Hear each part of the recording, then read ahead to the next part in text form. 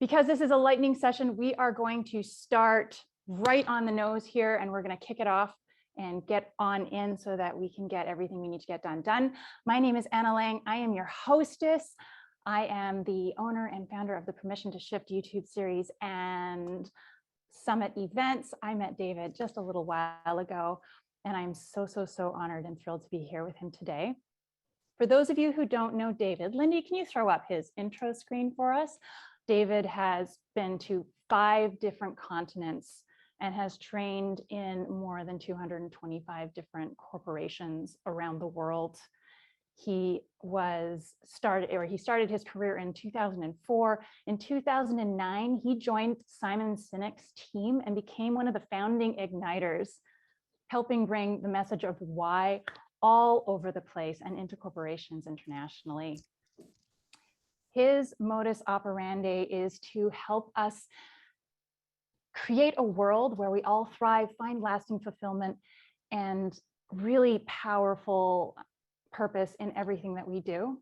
He was a co-author of the book, Find Your Why, which has over 300,000 copies in print and has been reproduced in over 25 languages. It is my great pleasure to bring David up to the stage to help us today with his next endeavor, which is human leadership. He's moving on from why, and he's helping us now with the how. David, it is so great to have you here. Thanks, Anna. Great to be here. And thanks to all of you who have made the time to join us here today for a few minutes. I'm excited to dive into what are sort of the beginnings of some ideas. So as you may have noticed, this is the first in 4 masterclasses that I'll be doing over the next few weeks. So today is really an intro to get you thinking about how you currently do things and to gain an awareness of how you build or erode trust. So to start things out, what I'd love to do is to just take a quick poll. Tell me, how often do these things happen? A colleague or a boss throws you under the bus. You get in trouble for making a values-based decision at work, or someone you rely on doesn't fulfill on a promise that they've made. So take a couple minutes, look those over, and we'll see where we end up. Aha, interesting.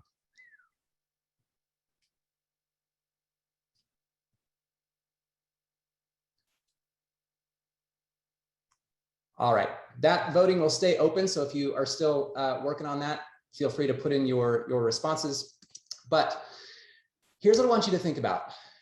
So often when these things happen to us, they are unexpected, right? They're things that sort of make us go, oh my gosh, wait, what just happened? And these unexpected experiences happen to us from time to time. And what makes them unexpected is that we're used to experiencing the people that do these things usually in a different way. And so when these things happen, it's unexpected. So trust is built when our experience of someone matches our expectations. And when those things don't match, trust can easily erode. And I'd like to share just a couple of stories with you to illustrate this point. So a few years ago, I was at an offsite for a team that I worked on. And my friend Peter and I were asked to give a presentation for about 3 hours in the morning to run our team through some content, through some ideas. And we split up the content, Peter and I would do a chunk and then he would do a chunk. And I noticed that after I was done presenting my piece of it, he would come in and he would sort of get in the last word. And he would always say something to add on to what I had said. And at first I didn't really think twice about it because, you know, Peter's a really intelligent guy. He's got a lot of experience. He's, you know, and the things that he had to say were super valid. And so I was like, great, you know, but it kept happening over and over and over again. Every single time I would give my piece, he would come in and he would expound on it for 2 or 3 minutes. And it got to the point where I was like, does he not trust me to give this information? Does he not think I have a good enough grasp or a good enough, you know, handle on what I'm talking about? And it got to the point where it really started to bother me.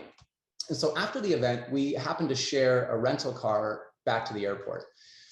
And I was sitting there staring out the window at the beautiful Colorado mountains. We were in Aspen, Colorado. And I had this nagging feeling. I thought, do I say something or do I just let it go? And I'd known Peter for a long time, and this was really out of character for him. And so I finally decided to say something. And so I turned to him and I told him what I had experienced. And I told him how he had made me feel in jumping in and making me feel like I didn't have a good grasp on the content that we were sharing. And he was absolutely mortified. And he felt so bad. And we talked about it, and we had a good long ride to the airport. And we talked about it, and he talked about how it made me feel, and he apologized. And, you know, it was very clear to me that he did it in a way that wasn't malicious. It wasn't with ill intent, but it was really difficult, a difficult conversation that we had, but we got it out, and we both felt so much better after that conversation had happened. Okay, so story number 2, 12 years ago, I was working for this little startup. And being a startup, you know, I was wearing several different hats and doing a few different things, but I primarily was in charge of training and development for this little company, and also sort of in charge of culture and people, and helping to create an environment where people felt like they belonged, and we were, you know, working toward a higher purpose and these kinds of things.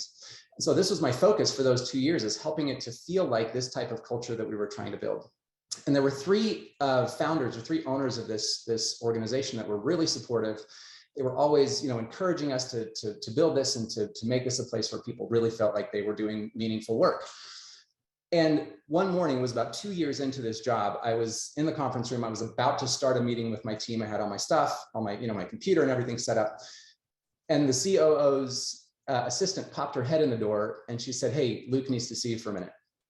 I was like, not great timing, but okay. So I went into the office, and there were 3 chairs set up, sort of in the open space. Luke was not behind his desk where he normally was. So there was Luke, and there was the assistant there with like a clipboard. And I thought, this conversation might not go the way that I want it to go. And Luke proceeded to tell me, and this is after 2 years of like being in the trenches together, trying to get this company up and off the ground. And like, we've been through so much together, and with zero emotion, he just told me that what I was doing was not what they needed, that my position had been eliminated, and that I was going to get escorted to my desk to clean it out, and I needed to be out of the building in 15 minutes. And at that moment, I was like, what? Like, completely unexpected. And I realized in that moment that he could not care less about me or what I was trying to do. That 2 years that he had pretended to support me and to encourage me and to be behind what we were trying to build as a culture was a complete fake. So both of these stories, the story of Peter and the story of Luke, they both provided me an unexpected experience, but it's what happened in the unexpected moment that made all the difference. Peter, on one hand, chose to show up and recognize and acknowledge how he'd made me feel, and he changed his behavior because of it. Luke, on the other hand, made it clear that he couldn't care less about me. And as a result, my trust in Peter was completely restored, because the unexpected experience, I could tell, was just a temporary lapse in how I had experienced him in the past. But my trust in Luke, on the other hand, was shattered because I realized that the way I had experienced him for the last 2 years was a complete facade. So far we focused with the poll and with these 2 stories that I've told you, we focused a lot on the unexpected experiences that happen to us when we're on the receiving end. But my question is, how often are we creating these unexpected experiences for others? When are we the perpetrators of that unexpected experience? When we do something that makes people go, wait, what? What just happened? I haven't experienced you in this way before, okay? So I'm gonna take you back to Menti. And again, if we can drop that link into the chat, I'm gonna take you to the next question, which is, I want you to select the unexpected experiences that you have created for others. Oh, and I just realized I forgot to fill in the last 2. Darn it. This is the part where we get humble, Anna, and we recognize our mistakes. Shoot. I'm going to give you 3 options, right? So option number 1, when have you snapped at your kids? Have you done that? Have you missed an important meeting that you were expected to be to? Have you hid something that was exposed? Basically, you've been caught in a lie, right? I had a couple of other ones that were good that I wanted to put in there, but we're just going to go with those 3 for now. All right. So take a couple minutes. When have you done these things? And again, you can pick multiple answers if you like. I love it that everybody's done everything because I have to. All right, keep them coming. This is great. Good. Take about 10 more seconds. Thank you for the honesty and the willingness to option number 5. Yes, the things that we don't even know about, that we create unexpected experiences, happens all the time. I love it. Thank you for that one person who's given me some comic relief. Yep. And number 4, just nothing. It's good. Okay. So what I'd love to do actually is to put these numbers into a little bit of context. So I'd love to hear just from 1 or 2 of you, this experience that you created an unexpected experience for someone else and sort of how that went. How did that feel? What was the immediate repercussion to that if there was one? Well, if nobody else is going to speak, while you're all considering your very awesome responses, I will throw myself under the bus for this one. I did it today. I did not enter the correct time for this webinar in my own posts for the webinar. That's creating a completely unintended experience for all of my viewers and my listeners. I'm telling It you. happens. You know, you might have thought that I orchestrated the not filling out the other 2 options for the poll. I created an unexpected experience for all of you who were expecting me to be well polished and have all my stuff together for this webinar, right? Did that. Okay. Who else? Who's got something? Hi there. Hello, hello. Hey, Dan. Hi, it's Dan in Scotland in the UK here. Not necessarily specific experiences, but my wife's had to point out to me that my face is not very good in those unexpected experiences. I've done a lot of interviews for promoted positions, and my face looks like I want to hit someone when they ask me a question I hadn't prepared for interviews. So my face kind of looks like, if you've asked me something, and then she said, your face looks too aggressive. You need to act, you need to change it. I'm not. And so I had to go and look in a mirror to actually see, oh, wow, I really don't respond. I don't take that change well at all. Excellent. Thank you, Dan. I appreciate that. And we're going to talk about this. It's interesting because it's in these micro moments. It's in these things that happen just, very quickly that an interaction can go one way or the other. And we're going to talk about that in just a minute. Fantastic. Anybody else who's got something bubbling that wants to say something? Michael, you're off mute. Is that you? Yeah. So I would say that with my wife, I tend to not get into the argument like immediately. And so when I bring up things afterwards, or maybe even a week later, or even a few days later, she feels like I'm kind of sandbagging it and really kind of throwing everything on when she just wants me to address it in the moment. So sometimes the unexpected is just not addressing it immediately. Okay, great. Thank you. Every interaction that we have, and again, it's these things that happen in a moment. All of these interactions that we have are an opportunity for us to either build or erode trust with people. And the cool thing is, folks, we have complete control over which way that interaction goes, okay? So we can behave in a way that either protects ourselves and our ego with no regard for others. And I call this hiding behind the curtain, right? Hiding behind the curtain is just shorthand for putting up a facade, for pretending to be something or someone we're not. Or we can behave in another way. We can make another choice. We can be humble enough to recognize we're fallible. We can behave in a way that promotes connection with others. And I call this staying in front of the curtain. This is where transparency and open communication happen. This is where humility and a learning mindset live.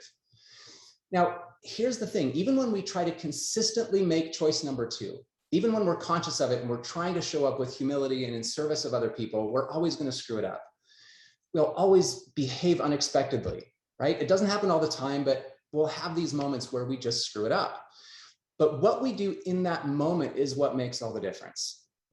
If we choose it in that moment, these 2 choices come back. We can either hide behind the curtain, which means we justify our actions, we pass accountability or blame onto somebody else or something else, and we do everything we can to make it not our fault, right? We have that choice when we create these unexpected experiences. Or if we stay in front of the curtain, we exercise the humility it takes to own up to what we did or how we made the other person feel, and we create the space to talk about it. This is exactly what happened with Peter in that example that I told you at that offsite when we were, going back and forth presenting this information. He could have hidden behind the curtain. He could have played it off and said, oh, I didn't do that, or made some excuse for it, or done anything to protect him from feeling vulnerable in that moment, or feeling like he had done something that he shouldn't have done. But instead, he stayed in front of that curtain. He was humble, right? He owned up to what he did. And he acknowledged my feelings, and more importantly, changed his behavior moving forward. And that has done such a huge amount of building to our relationship and to the trust that we have. It's so funny because every time I bring up this story, even though it's got a great outcome, he gets like 2 inches shorter every time we talk about this story. Poor guy. Love you, Peter, because I think you're on here right now. All right, so quick thing that I wanted to share with you that sort of ties into this idea. In 1955, a couple of psychologists by the name of Joseph Luft and Harrington Ingham developed a model called the Johari Window. And it was designed to help people understand their relationships with themselves and others. Basically, what's known to us is on one axis, and what's known to others about us is on the other axis. And the goal is to be in the top left quadrant, which they call the arena. In my terms, this would be in front of the curtain, right? This is where we and what we know and what others know is out in the open. Again, it's open communication, it's transparency. The bottom left quadrant is what they call the facade. This ties in perfectly with the curtain, right? Hiding behind the curtain. It's what we know, but what others don't know. It's essentially what we're intentionally trying to conceal from other people. The top right quadrant is our blind spots, right? And these are what's not known to us, but is known to others. So in other words, people who can see things that we can't see, right? And the bottom right-hand quadrant represents the things that neither we nor others yet know. And these could be things that we just haven't discovered yet, like undiscovered talents or convictions, etc. So what I really love about this model is that the quadrants aren't meant to stay the same size. The goal is actually to increase the size of the arena so the other quadrants get smaller.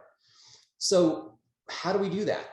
Well, I'm going to focus primarily over these next few weeks on how do we reduce that bottom left quadrant? How do we make that facade smaller? How do we be more willing to share in appropriate ways? This is not about oversharing, right? But how do we share in appropriate ways for the situation that we're in or the relationship that we're in a way that's open and transparent and humble, and in a way that can help us to really connect and to build that trust over time rather than to erode it. So I want to open it up for questions here in a moment, but just to sort of wrap up the content piece for today. The intent of today's session was really to help you gain a greater awareness of how the unexpected shows up in our daily interactions, both how we experience it ourselves and how others experience it from us. And it sort of begs the question then, well, what can we do to become more consistent so people can experience us in the way they expect? How do we be more consistent in the way that we show up for people? And over the next 3 sessions, that's what we're going to talk about. We're going to talk about 3 specific traits that encapsulate what I call human leadership. And these are the traits that I call honest, humble, and human. And we're going to go beyond just the dictionary definition of these words. We're going to look at specific behaviors. What do we actually do? Because honest, humble, and human are results. These are not things that we call ourselves. We can't call ourselves, well, I'm a really humble person. I'm a really human-focused leader. No, like, it doesn't work that way. It's like telling somebody else, I'm a great listener. Well, unless somebody really feels like they're being listened to, your assessment of your own skill has no bearing on anything, right? So the idea is, what behaviors can we focus in on so that others will say of us, that is an honest leader, that is a humble person. And that's the goal, is to become these things, not to call ourselves those things when that's not really who we are. So we're going to dive into these behaviors that lead us to be able to stand in front of the curtain with confidence, to have the courage to stay in front of it when these unexpected things happen, when we create these unexpected experiences for others. And as a result, we build trust, we connect with people in a more human way, and that leads to all kinds of things, like greater teamwork, better collaboration, more progress, more sustainable growth. All of these things that are important in a business context specifically, those all start with the root of building trust with the people we work with. So I'll pause there for a second. Anna, I don't know if you have anything else to chime in there at the end before we maybe open it up to some questions. What are your thoughts? Well, I would love to know, a lot of the personal development things that you see happening, or you can get in on, there's an activity or there's a process that you can go through. And often they talk about writing things down so you don't forget them. Would you recommend the people listening on here today write anything down or keep track of any of their behaviors, or what would serve them? Yeah. So again, going along with the intent of today's session is really it's an awareness, is to get us thinking before we actually do anything, before we dive into any of the specific behaviors we'll talk about over the next few weeks. Just having an awareness of like, oh, I just created an unexpected experience for my kids, right? They don't normally experience me like that, and this is what I did. Just having an awareness of it rather than just having it happen and either be like, oh, that was weird, and moving on, but knowing that that's what it is. And that has the potential, whether it's with a personal relationship or a relationship at work, that has a potential to start eroding trust. And I think when we can connect those two things, it heightens our awareness and we realize, oh shoot, I better be careful with that. So this week, what I would say specifically is, or in the next couple of weeks before we get to the next session, just have an awareness and maybe write it down when you see these things happening, either when they happen to you, when you're on the receiving end of that unexpected experience, or when you find yourself creating one. Jot it down just so you can be aware of it and see, this is the type of situation that I get caught up in. What other questions do you have? We got about 5 minutes left. I'd love to have any questions that you have, comments, things that are standing out in your mind about what we've talked about today, or other experiences that you have would be great. Hi, it's Julie. Hey, Julie. Can anybody hear me? Okay. I could share one of my experiences if we're in sharing mode. Took me a few minutes to think about it.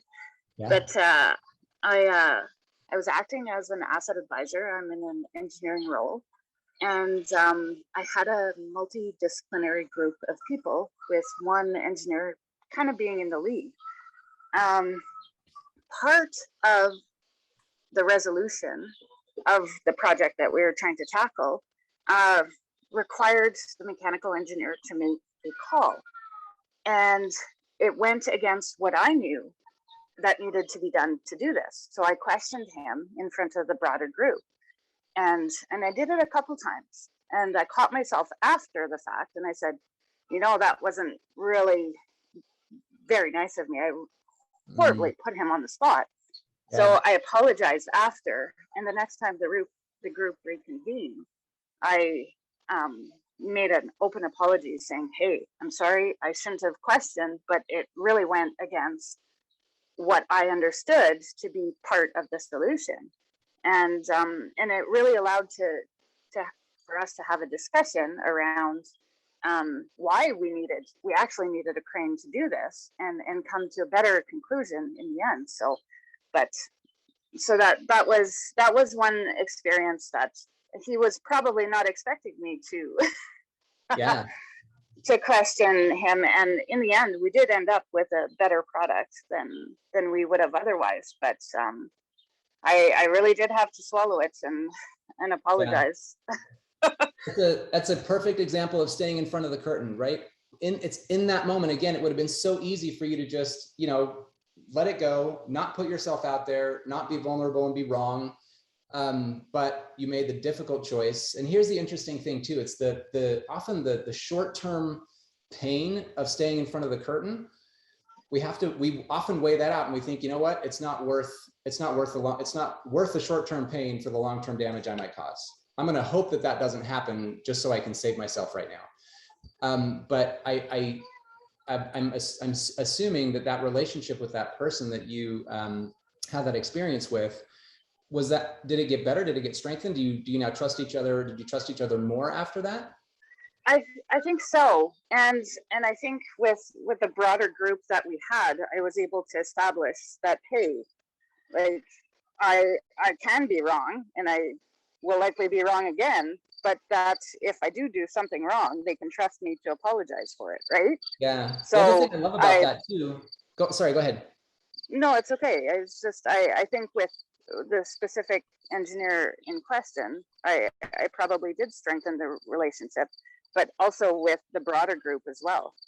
Yeah. And what I love about that too is that you then set that example and created the space where other people could now feel comfortable doing the same thing because they saw you do it. It's like, oh, it's okay. And you didn't get ostracized, you didn't get fired, you didn't whatever, nothing horrible happened to you. And so people think, oh, wow, it's actually might be okay for me to do the same thing. Love it. It's a great example. Thank you, Julie. You say really quickly before we wrap up, Yeah. if anyone's looking to dive a little deeper on other things, I know you teach a lot of human leadership, and these are very condensed sessions. Is there somewhere they can go if they're really excited to jump the gun a bit? Oh, absolutely. You can go to my website. We'll put it in the chat, davidjmead.com. Got a bunch of resources there. There's also an online course that's available that dives into all this stuff in a lot of detail. But I certainly hope that you'll join for the next 3 sessions where we can dive into a little bit more of this together in a nice intimate setting. Amazing. Thank you so much. And thank you everyone for joining us. Take care, and we will see you next time.